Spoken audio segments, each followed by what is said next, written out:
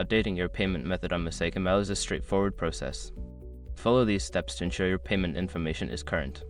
Step 1. Login. Access your MosaicML account by entering your username and password on the login page. Ensure that you have the correct credentials to avoid any login issues. Step 2. Navigate to Account Settings.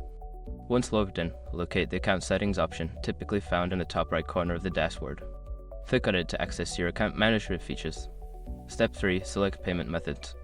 In the Account Settings menu, look for the section labeled Payment Methods or Billing. Click on this option to view your current payment information. Step 4. Update payment information. Don't continue before doing this. A lot of online accounts end up exposed in breaches without people even realizing it. Use SROC to constantly monitor your email and accounts and get alerted immediately if your information gets leaked online. It scans billions of breached records 24/7 in the background. And honestly, for a few dollars a month, it's something everybody should probably have. Link in the description. Step 5. Save changes.